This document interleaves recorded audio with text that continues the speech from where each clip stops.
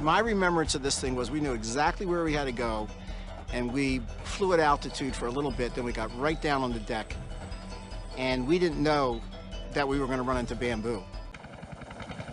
Generally, they'll come down 2, 3, 4 feet off the ground, and you just jump. That's the normal way to insert. In this particular case, there was no LZ. There was just this really heavy vegetation. We looked down and we couldn't see the troops because of the bamboo and the thick vegetation. And they said, "Oh, you're right over us right now. Can you land?" And Larry and I are looking at all this stuff and saying, "Well, we can try."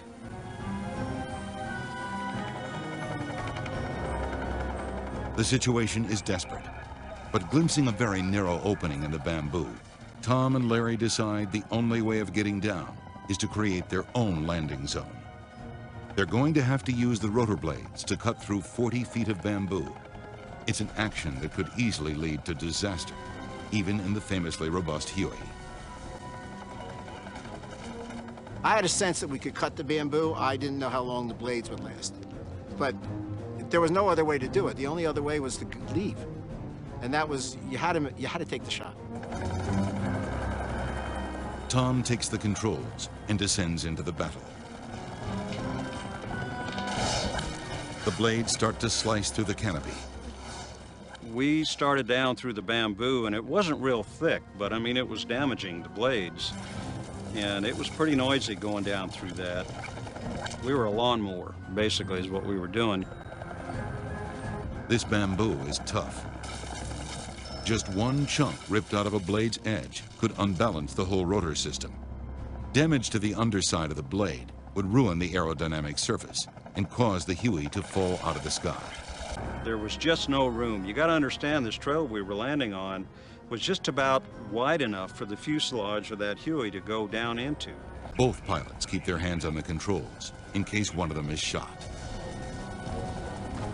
Because that was real. That was like really, that was a little too close, and either one of us could have gotten it.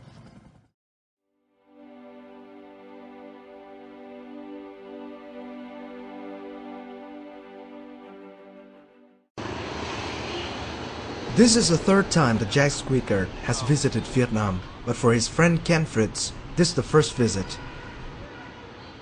Coming to Vietnam, they were amazed at the beauty of the country and the hospitality of its people. I always wanted to come back to Vietnam because it was always a beautiful country. I was lucky. Flying over the country, I could see the mountains, the sea, the rivers. Beautiful, beautiful country. But I did not know the people. I wondered if the people here now would be remembering the war and think of all American veterans as bad people. That has not been the case at all. I got to see the culture. I got to look around, and I really, really appreciated the Vietnamese.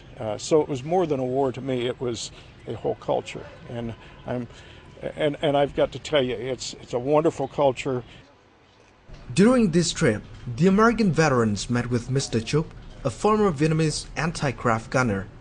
Formerly enemies, but luckily they did not meet in battlefields.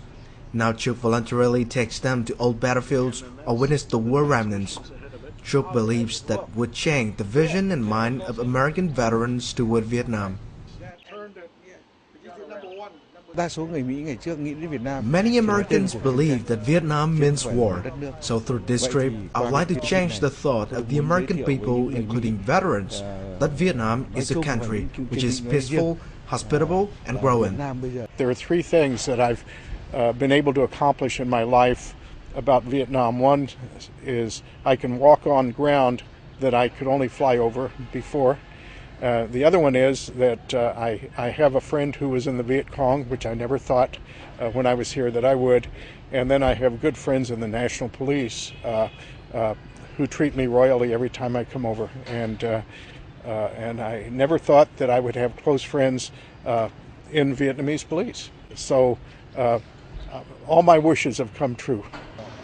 Jack and Chuk are working on several books about the past war, and when finished, they will be introduced to American and Vietnamese veterans, creating more understanding between people from the two countries.